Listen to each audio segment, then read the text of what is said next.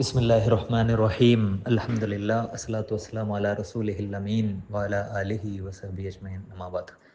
പ്രിയം നിറഞ്ഞവരെ, എല്ലാവർക്കും പെരുന്നാൾ ആഹ്ലാദങ്ങൾ, ആശംസകൾ. ഒരു മാസത്തെ വ്രതാനുഷ്ഠാനത്തിന് ശേഷമാണ് പെരുന്നാൾ വന്നിട്ടുള്ളത്. അല്ലാഹു അക്ബർ, അല്ലാഹുവേ നീയാണ് വലിയവൻ. അതാണ് പെരുന്നാളിൻ്റെ ഏറ്റവും വലിയ സന്ദേശം.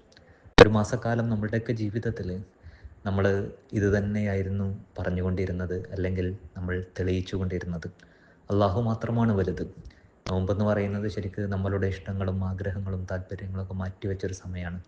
അള്ളാഹുവാണ് ഏറ്റവും വലുത് എന്ന് നമ്മളുടെ ജീവിതത്തിലൂടെ നമ്മൾ ജീവിച്ച് തെളിയിച്ചതാണ്. അതിൻ്റെ ഒരു ആഹ്ലാദ പ്രകടനമാണ് യഥാർത്ഥത്തിൽ പെരുന്നാളിൻ്റെ തക്ബീറുകൾ എന്ന് പറയുന്നത്. അള്ളാഹു അക്ബർ, അള്ളാഹു അക്ബർ, അള്ളാഹു അക്ബർ, ലാ ഇലാഹ ഇല്ലല്ലാഹു, അള്ളാഹു അക്ബർ, അള്ളാഹു അക്ബർ, വലില്ലാഹിൽ ഹംദ്. പെരുന്നാൾ എന്നത് സന്തോഷത്തിൻ്റെ സമയമാണ്. സന്തോഷം എന്ന് പറയുന്നത് പങ്കുവെക്കുമ്പോഴാണ് സന്തോഷം വർദ്ധിക്കുന്നത്. ഇസ്ലാമിലെ 2 പെരുന്നാളുകൾക്കും ഈ പങ്കുവെക്കലുകളുണ്ട്. ചെറിയ പെരുന്നാളിന് ജക്കാത്തുൽ ഫിത്ർ നൽകിയിട്ടാണ് നമ്മൾ ആ സന്തോഷങ്ങൾ പങ്കുവെക്കുന്നത്.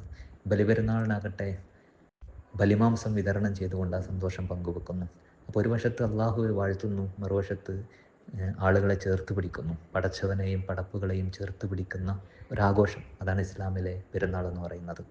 ഇന്ത്യൻ സാഹചര്യത്തിൽ ആഘോഷങ്ങൾ എന്ന് പറയുന്നത് മറ്റുള്ളവരെ ആക്രമിക്കാനും മറ്റുള്ളവരെ ഇകഴ്ത്താനും നിന്ദിക്കാനും ഒക്കെയുള്ള അവസരങ്ങളായി മാറുമ്പോൾ ഇസ്ലാമിൻ്റെ പെരുന്നാളുകൾ എന്ന് പറയുന്നത് എങ്ങനെയാണ് മനോഹരമായ മനുഷ്യ സ്നേഹത്തിൻ്റെ ഒരു അടയാളമായി മാറുന്നത് എന്നത് പെരുന്നാൾ ആഘോഷങ്ങളിലേക്ക് നോക്കിയാൽ മതി.